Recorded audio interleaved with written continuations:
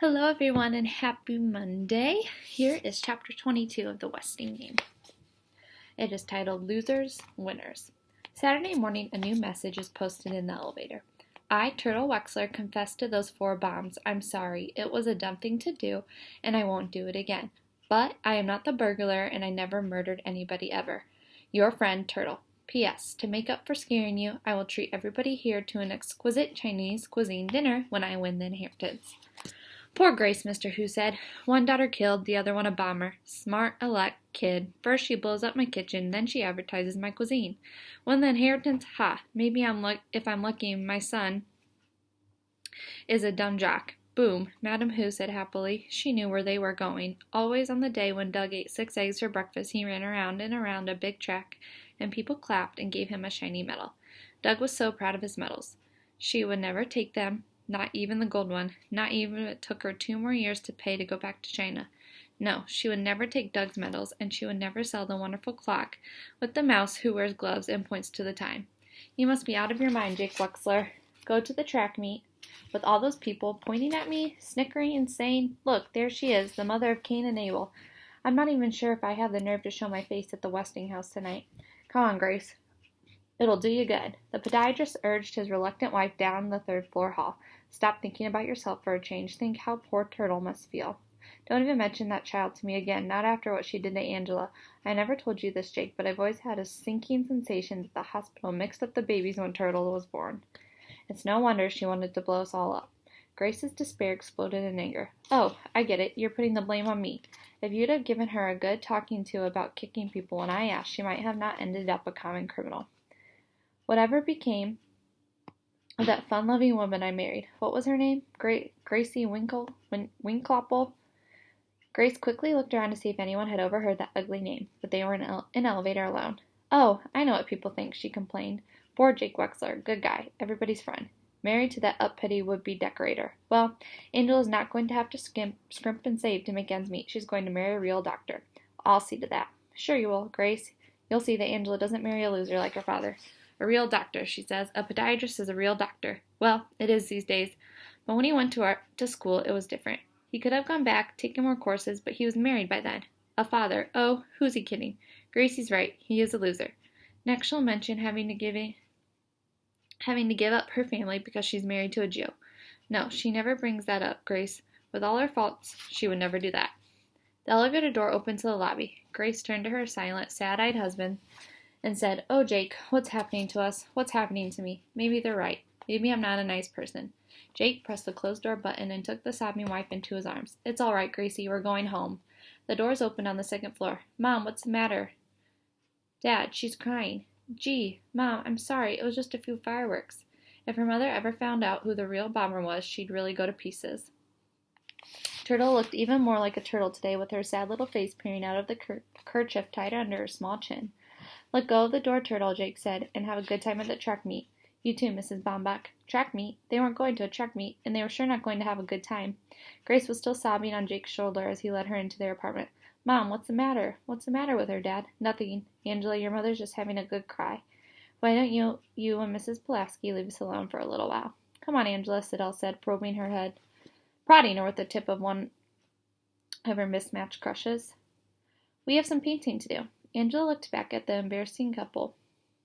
Her father's face was buried in her weeping mother's tousled hair. They had not asked how she got home from the hospital by a taxi. They had not asked if she was still in pain. Not much.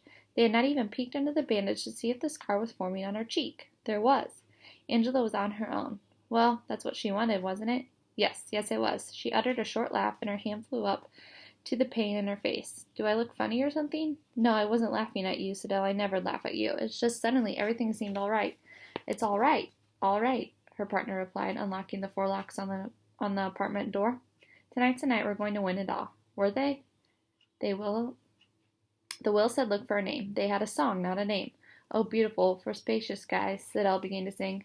For purple waves of grain. Not purple, Angela corrected her. Amber, for amber waves of grain. Amber. Judge Ford paced the floor. Tonight Sam Westing would wreak his revenge unless she would prevent it. If she was right, the person in danger was the former Mrs. Westing, and if Turtle was right about the wax dummy, Sam Westing himself might be there to watch the fun. There was a knock on the door. The judge was surprised to see Denton Deer, even more surprised when he wheeled Chris Theodorescus into her apartment. "Hello, Judge. Everybody else in the building is going to the track meet. It seems I passed Sandy on the way out, and he said you wouldn't mind having Chris for part of the afternoon. I've got to get back to the hospital." "Hello, Judge Ford." Chris held out a steady hand which the judge shook. "You're looking well, Chris." "The medicine helped a lot. It's a big step forward," the intern said. "Wrong word. The kid may never leave that wheelchair. An even more effective medication is now in the developmental stage." That really sounded pompous. "Well, so long, Chris. See you tonight." "Thanks, Judge."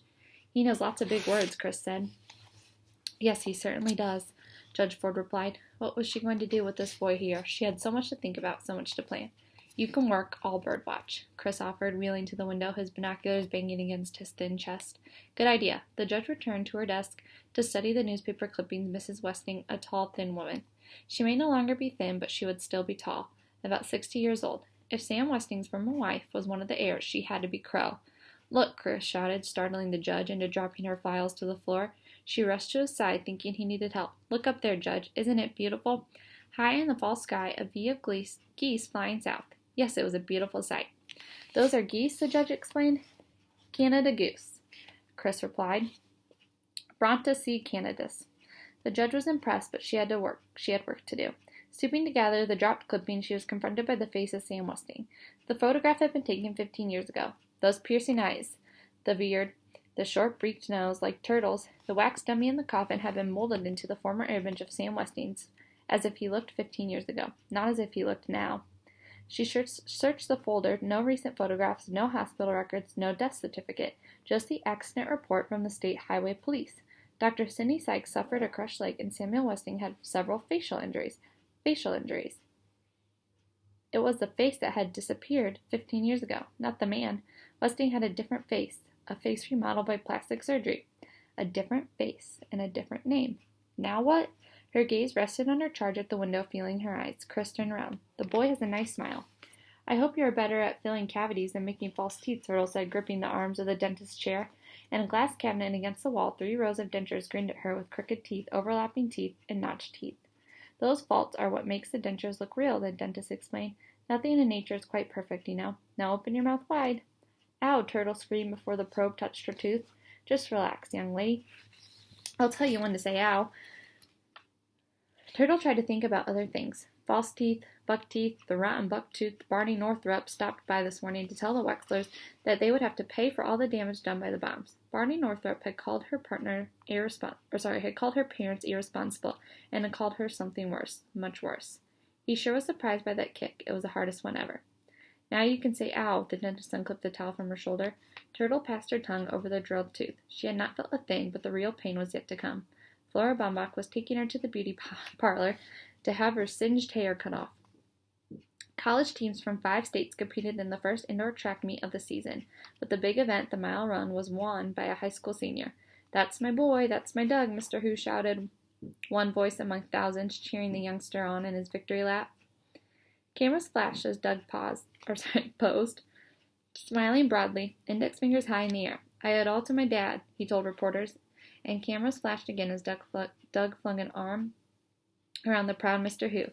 "Just wait until the next Olympics," he thought. "With Doug's feet in my inner soles, he'll run them all to the ground." Later that evening, Madame Hu, chattering in an unintelligible Chinese, made it known that she wanted Doug to wear his prize to the Westing house. Standing on tiptoe, she placed the ribbon over his bent head and patted his shiny gold medal in place on his chest. "Good boy," she said. A saddened Sandy returned to apartment 4D. "Hi, Chris. Did you talk to Judge?" "Talk to whom?" "Barney Northrup. He was waiting at the front door when I got back from the track meet. Mad as a wet cat. Said he had lots of complaints about me. Never being on duty, drinking on the job, lies like that. He fired me right on the spot. I told him you wanted to see him, figuring you might put in a good word so he'd let me stay on. No, Mr. McSuthers, I'm sorry, but I haven't seen Barney since I rented this apartment." Barney was the Westing's disguise. False buck teeth, slick black wig, pasted on mustache? Well, it's not the first time I got fired for no cause. The dejected doorman blew his nose loudly at Westing man-sized Hinky. "Hey, Chris, bet you don't know the Latin name of the red-headed woodpecker." That was a hard one, Chris had to say.